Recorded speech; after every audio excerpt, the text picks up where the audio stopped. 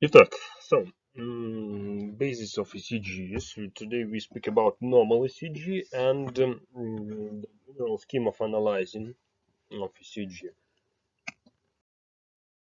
So previously we discussed functions of the heart. You know about chambers. We have four chambers. Left, I'll show it to you.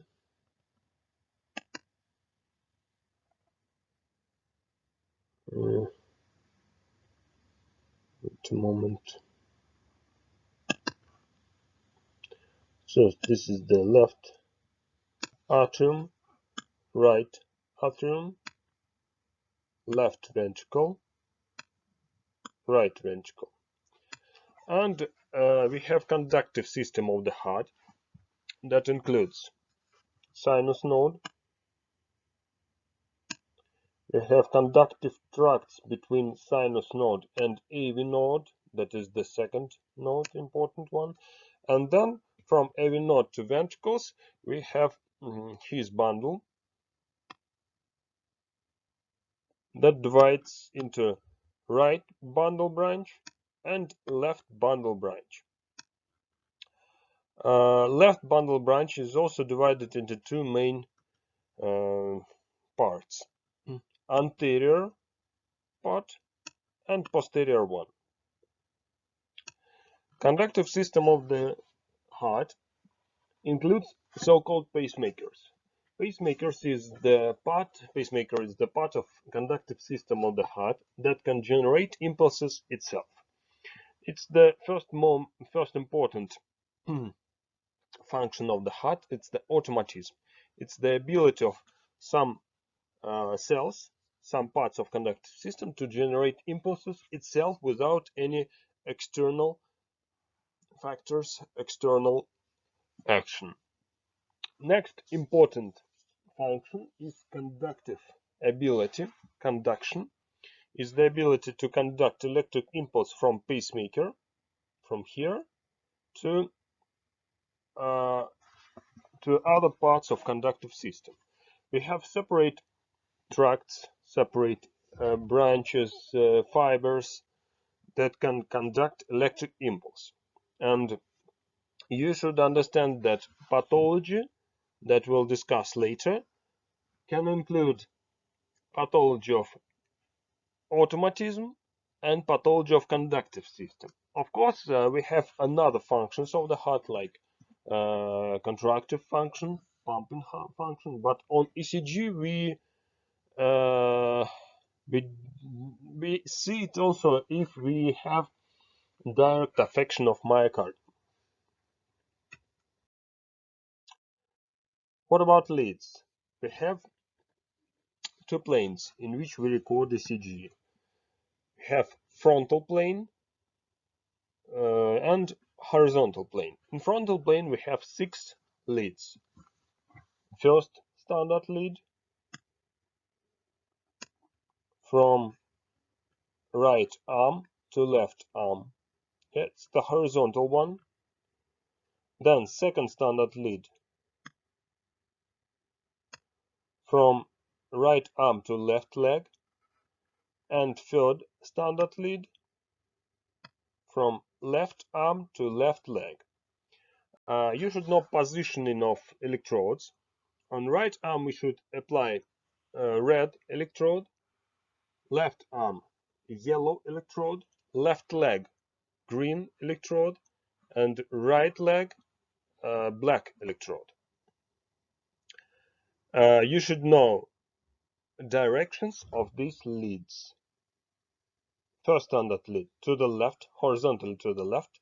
Second standard lead down and to the left. Third standard lead down and to the right.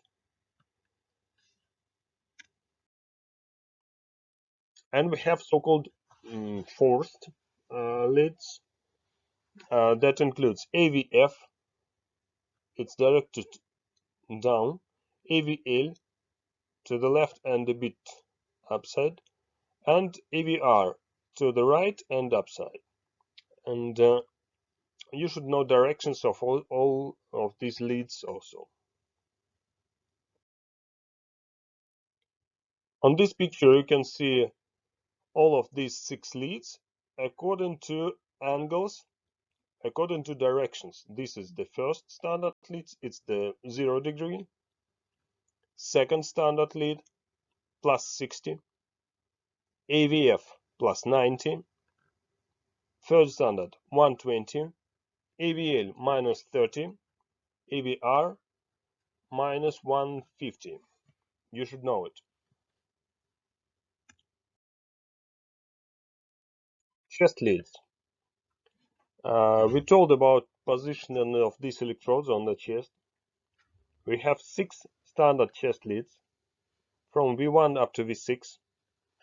Position on the chest is, you can see on this picture, V1 and V2 fourth intercostal space to the right side and to the left side of sternum. V4 mid-clavicle line, fifth intercostal space to the left. V3 is located between the V2 and V4. V5 anterior axillary line and fifth intercostal space, and V6 is located in fifth intercostal space, also mid axillary line.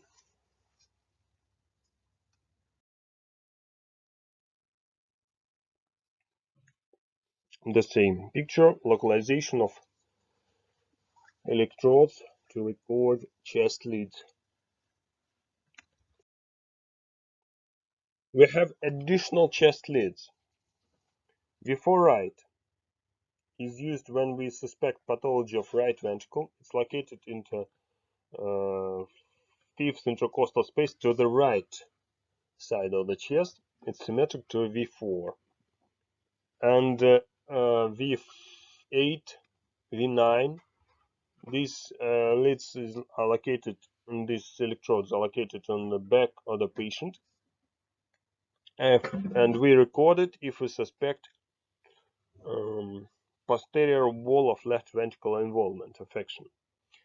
Of course, we don't have separate electrodes for these leads, and we use common electrodes, and on paper version of ECG we should write by handwriting that we recorded additional these leads V4 right, V7, V8, V9. We record it not for all patients, but only in cases if we are not sure about, if we suspect some untypical localization of pathological process.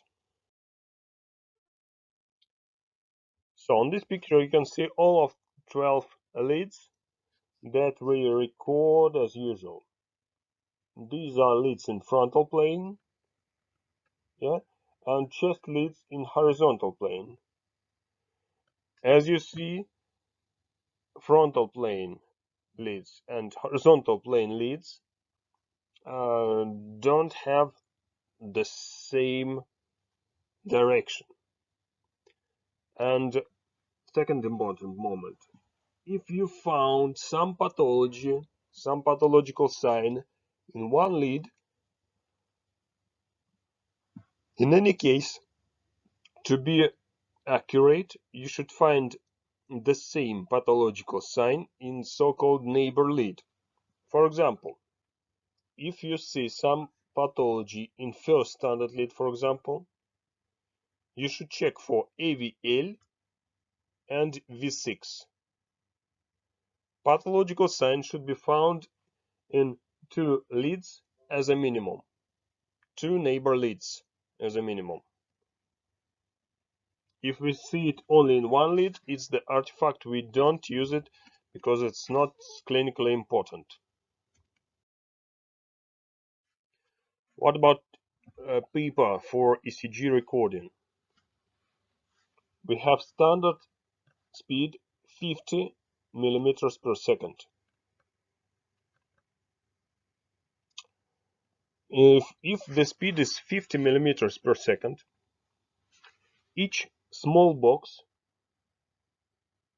recording of this small box lasts 0.02 second. On ECG paper we have large boxes. Each large box consists of 25 small boxes or 5 small boxes on the length. That's why duration of each large box, if the speed of recording is 50, duration is 0.1 second. You should know it to check for duration of waves, intervals, and segments. If the speed of recording is 25 millimeters per second, as you understand, small box will be 0.04 seconds and large box will be 0.1 second.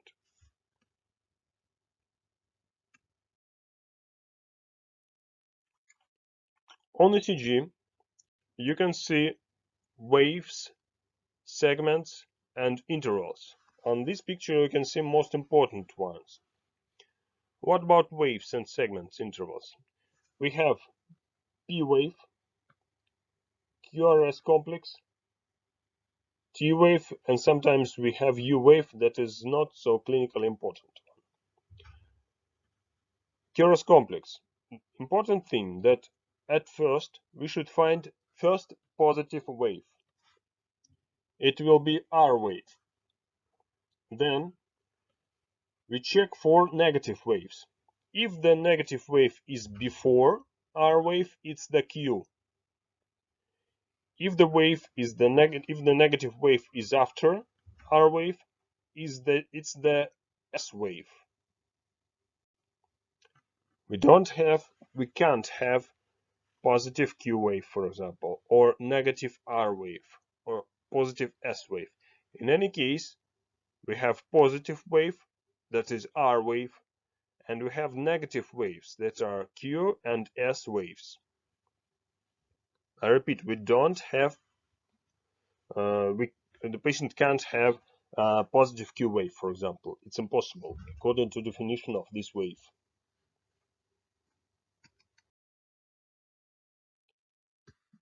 What about P wave? P wave reflects the contraction electric activity, electric systole of atoms. As we remember, sinus node is located in the right atrium. And we have two parts of P wave, ascending part and descending part. Ascending part reflects contraction electric systole of right atrium.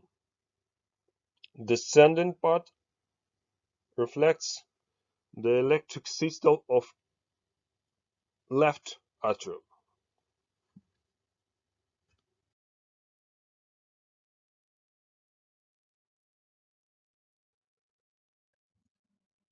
What are common criteria for normal P wave? P wave is positive in first and second standard leads. P wave is more prominent in second standard lead, V1 and V2. In V1, we have, as usual, biphasal P wave. Length is less than 5 millimeters as usual. It's 0.1 second. And amplitude is not more than 2.5 millimeters.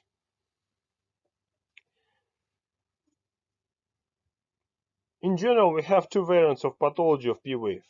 Yeah, of course, P wave can be absent. It's also pathology of P wave. Yeah, we can have increased amplitude of P wave. It means that we have enlargement of right atrium, hypertrophy or dilation. And we can have widened biphasal P wave. We can have increased length of P wave. It means enlargement of left atrium. PQ interval. PQ interval is the part of ECG that includes the recording from the onset of P wave up to the onset of QRS complex, up to the first wave, Q or R. And sometimes Q wave is absent. That's why this interval can be named PR interval or PQ. It's the same. What is the importance of this interval? PQ interval reflects the conduction of electric impulse from sinus node to ventricles. Physiologically, in AV node, we have a decreased conduction of electric impulse. This period of time, ventricles should be contracted, or the atriums should be contracted, and blood should fill in ventricles through mitral and tricuspidal valves. If we don't have this slow conduction of electric impulse through AV node, we have simultaneous contraction of atriums and ventricles. It's not physiological condition. That's why PQ interval is important for us to check for AV conduction. We can have shortening of PQ interval and we can have prolongation of PQ interval.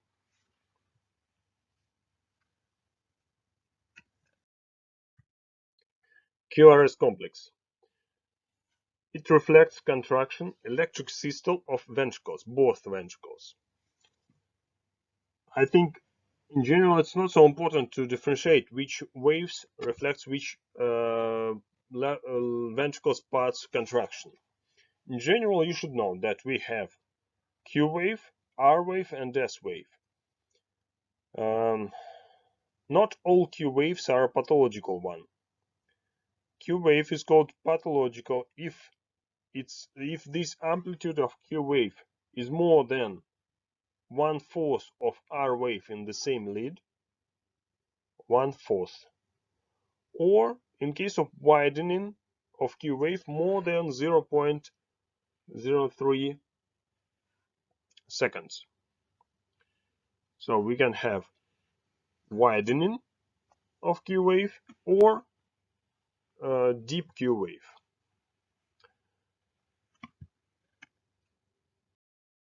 What about R wave and S wave ratio? On the right, normally on the right sided chest leads V1 and V2, we have domination of S wave. On the left chest leads, we have domination of R waves. And we have a zone around V3, V4, where R wave is equal to S wave. It's so-called transitional zone. This is the transitional zone.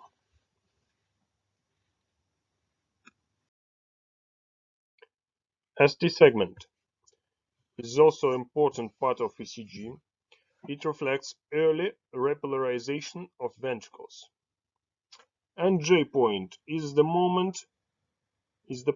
point that connects S wave with ST segment. J point is important moment because we check for deviation of ST segment based on J point positioning. ST segment is the important segment because in case of some ischemia and injury, we have deviations of ST from isoline. Isoline is the part of ECG between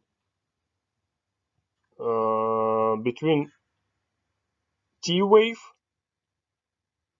and P waves. In this case, you see ECG ST is isoelectric on isoline. Normally we can have deviations from isoline up to 0.5 millimeters from isoline.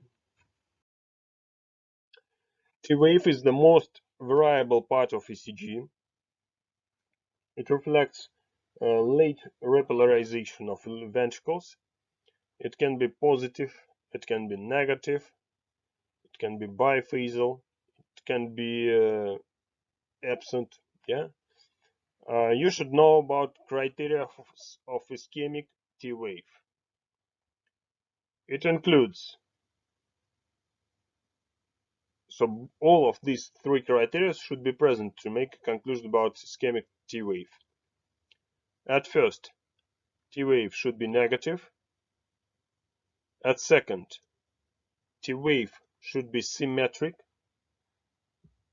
And at third, a T wave should have sharp end, like S wave, for example, in this case.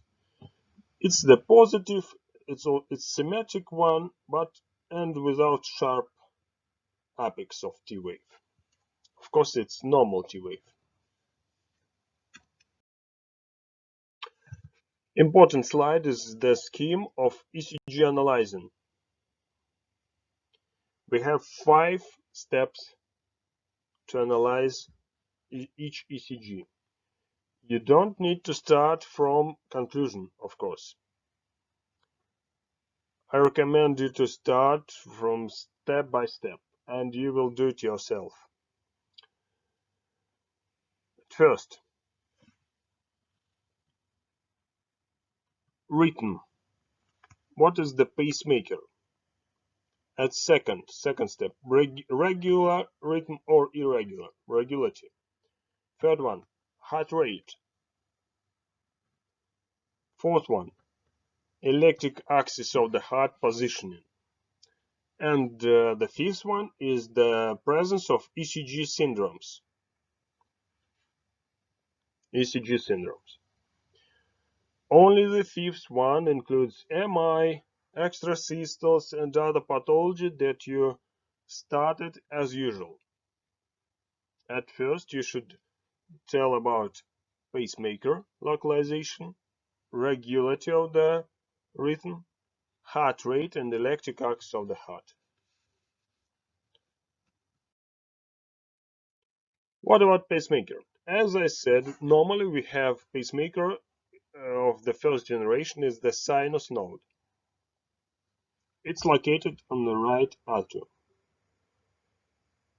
Theoretically, each part of conductive system of the heart can become a pacemaker. Each part. It can be right atrium, it can be AV node, left ventricle, right ventricle, left atrium node, SA node, etc. You should know criteria for sinus rhythm.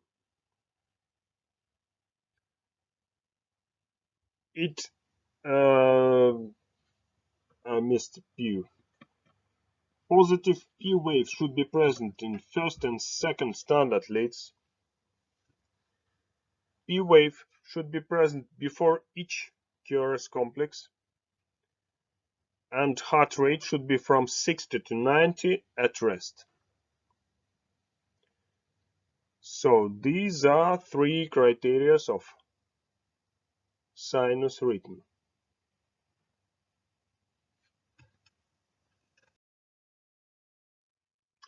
It's an example of sinus rhythm. We see P wave before each complex, each QRS complex. We see P wave in first and second standard leads, yeah.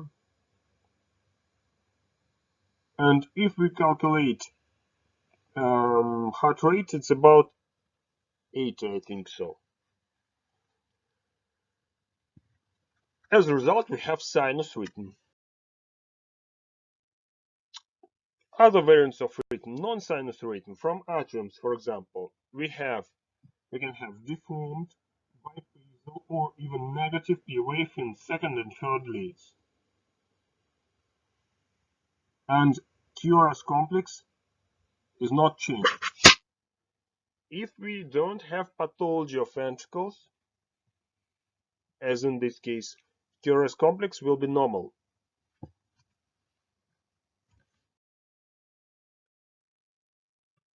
On this slide, you can see ECG of the patient with atrial rhythm. Let's check for second standard lead.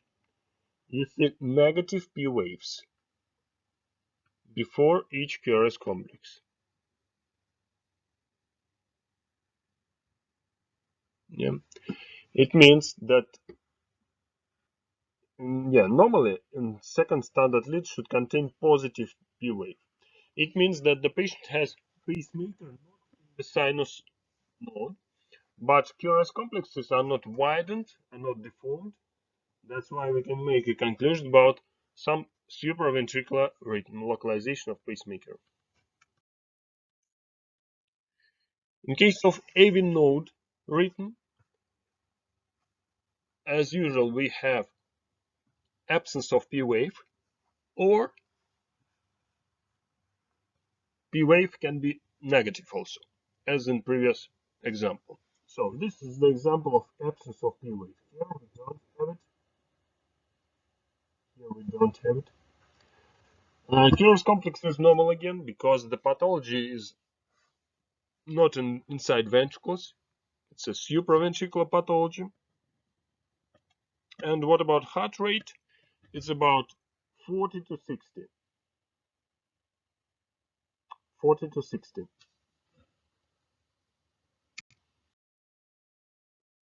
It's an example of AV node rhythm. In this case, you don't see P waves before QRS complexes, and you can see P wave after QRS complex. It means that the electric impulse is generated in lower part of AV node. At first, electric impulse go to ventricles, and later it comes to atriums. It's the rhythm of AV node. Yeah, and both atrial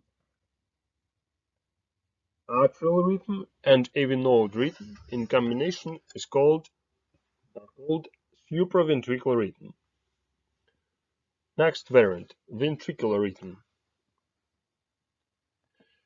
We have it when the P wave is absent, of course, QRS complex is deformed and widened, and heart rate is less than 40 beats per minute. 40 beats per minute. It's an example of either ventricular or ventricular rhythm. And the formation of QRS complex, we have absence of P waves.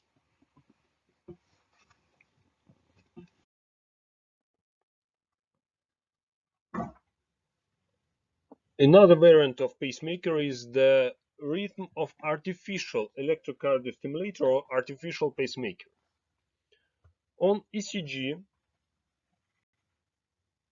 in this case, we will see so-called spikes, pacemaker spikes. These spikes are vertical lines on ECG. It's the moment of pacemaker working, pacemaker generation of impulse, electric impulse. It's the simplest pacemaker when we have only one electrode and it stimulates only one chamber, ventricle. On this ECG, you see vertical spikes.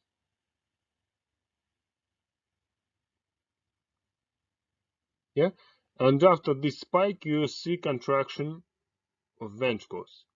Also, it's the monoelectrode version of pacemaker, and in this case, electrode is located in ventricle, left ventricle.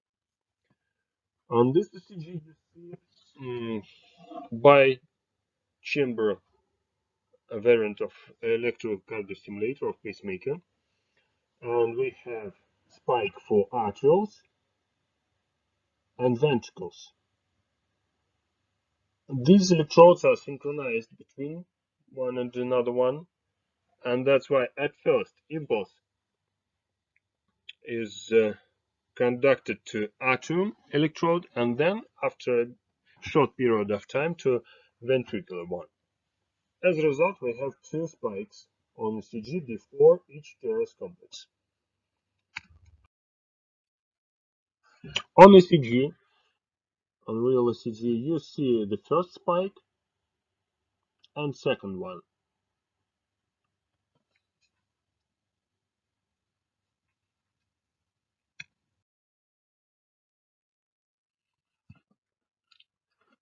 Next step, it was only the first step, written. Second step, regulatory of the written. I think this step is easier than previous one.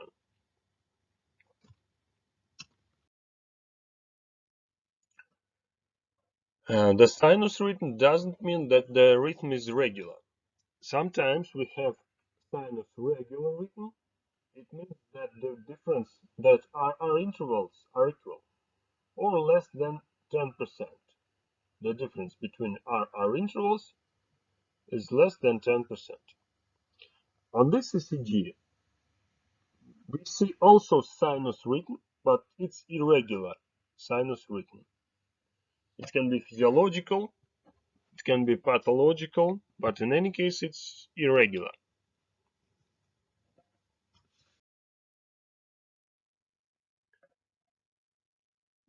On this picture you see regular sinus rhythm. On this picture you can see, of course, irregular rhythm because you see our intervals are different. We have short RR intervals, we have long RR intervals. Then heart rate. You should check for the speed of recording at first.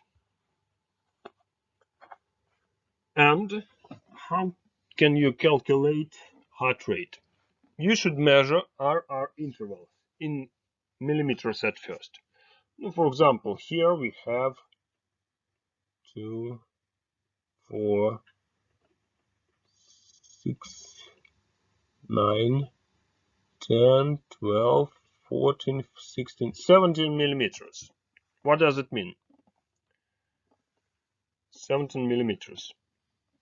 What does it mean? The one beat, no, the period of time between two beats is 0.17 millimeters. We should multiply 0.17 and 0.17 and 0.02. It's the 0.34 seconds. And then we should calculate how many beats occur during 60 seconds, during 1 minute. And we should divide 60 and 0.34. I don't know. It's about, wait a moment, I'll calculate it. It's a tachycardia, of course.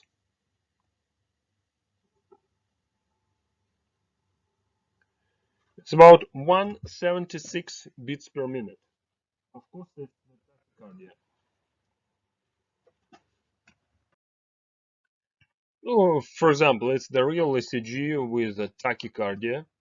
You see short RR intervals, and if you want, we can measure it. It's about, the speed of recording is 25 millimeters here, and 9 millimeters, 9 small boxes, mean that RR interval is 0.36 seconds.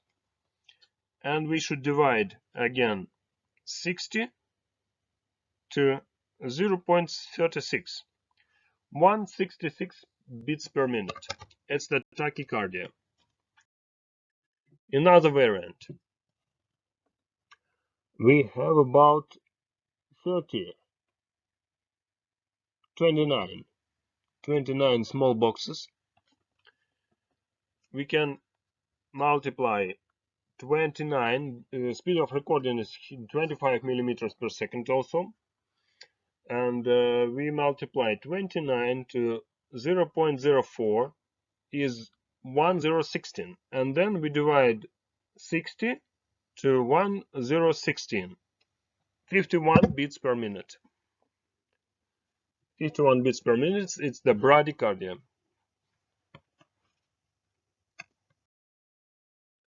Then, electric axis of the heart. It's the difficult part of ECG analyzing. Previously, you used only 3 standard leads, first, second, and third one. Based on this rule, we of course will get position of electric axis of the heart, but it's not so accurate that we need. So at first, you should remember about this picture, directions of all leads. We don't use chest leads to check for electric axis of the heart. We use only leads in frontal plane. And you should remember directions.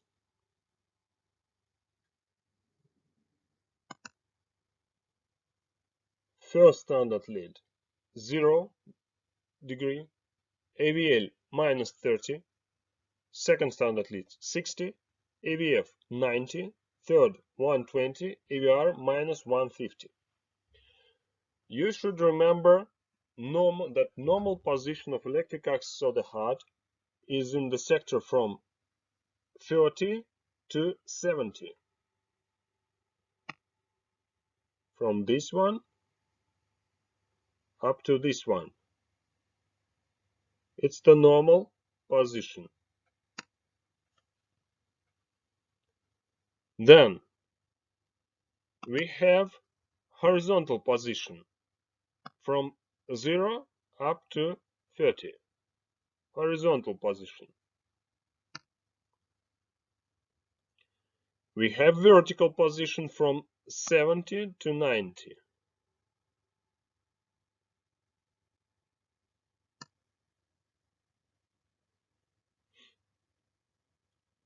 We have left shifting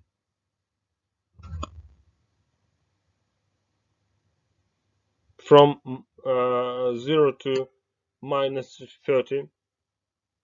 Severe left shifting from minus 30 and more. And we have right shifting from 90 to 120. And severe right shifting from 120 and more. So these are variants.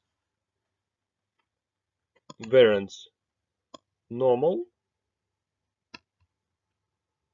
horizontal, left shifting, vertical position, and right shifting. Right shifting.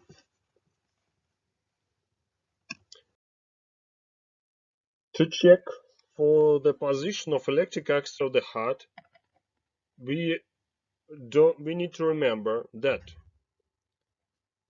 if the electric axis of the heart is co-directed with some lead, as in this case, with first standard lead, in this lead we have maximal positive waves of QRS complex. You should remember it. If the electric axis of the heart is co-directed with direction of some lead, in this lead we have maximal positive QRS complex waves. If it's directed to another side from the lead, in this lead we have maximal negative waves, and sum of QRS complex waves will be less than 0. If the electric axis of the heart is perpendicular to some lead, in this lead we have equal positive and negative waves. It's an important moment that you should remember, that you should know.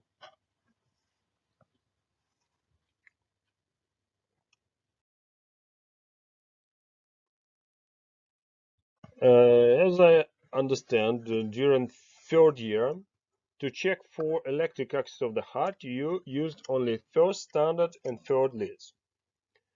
It's the standard position for normal electric axis of the heart,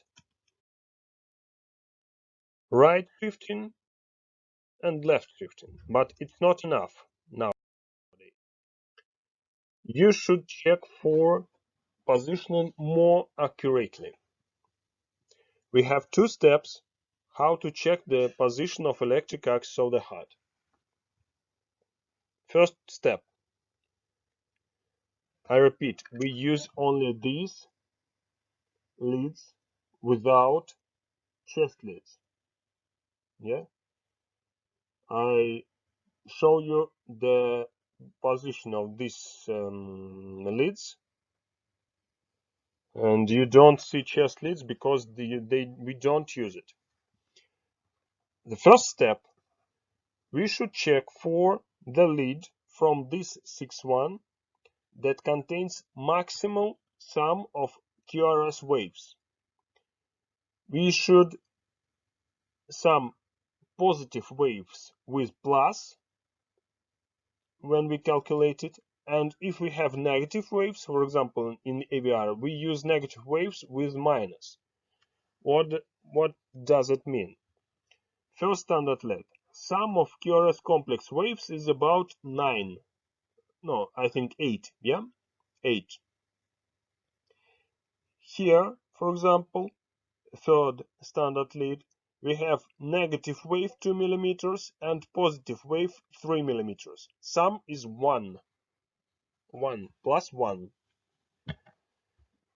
And as a result, as the first step, we found that first standard lead contains maximal sum of QRS complex waves. What does it mean? From previous slide, we know that if the lead has maximal positive waves, that means that electric axis of the HUD is about co-directed with this lead. What does it mean?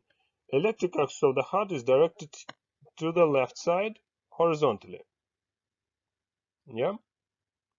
But it's not so accurate because it can be shifted to here down, or it can be shifted a bit to the upside.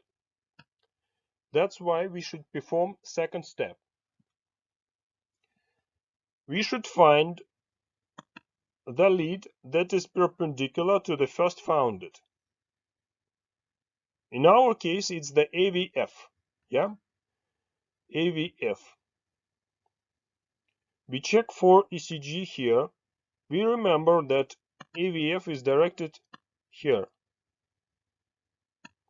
We check for AVF.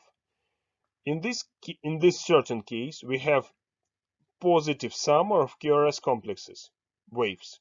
Yeah, it's about -1 plus 3. The result is +2. It's the positive result. What does it mean? From this initial position of electric axis of the HUD, this direction of electric axis of the HUD is shifted here to horizontal position, and as a result, we have position of electric axis of the HUD in this sector. As a result, we can make a conclusion about horizontal position of electric axis of the HUD. Theoretically, there are two more variants when we check AVF lead. If positive waves are equal to negative waves, it means that electric axis of the HUD is co-directed to first standard lead, and the angle is 0. And third variant, if we see in AVF more prominent negative waves than positive waves, in this case electric axis of the HUD will be shifted to the left, to this sector. Yeah, I understand that it's a bit difficult. I'll show you another example. The same scheme, 2 steps. At first, we should find the lead that contains maximal sum of QRS waves. What about R wave? It's equal in second standard lead, third standard lead and AVR, but we should use negative waves also. Negative waves should be used also. And summer is maximal in third standard lead because there are no negative waves here. What does it mean? Again, electric axis of the heart is about co-directed with this third standard lead. But we need to check, is it this position or right shifting a bit or left shifting a bit? How can we do it? We should perform second step. We find the lead that is perpendicular to the first founded. It's the AVR lead. Yeah, we check for AVR. It contains more prominent positive waves. You see it, I think so. And it means AVR is directed here. Yeah, you remember direction of AVR lead. It means that we have prominent R waves, that positive waves are more prominent than negative waves. That it means that electric axis of the heart is shifted from initial founded position here, and electric axis of the heart is located in this sector, and it's the severe right shifting. It's the pathological position of electric axis of the heart.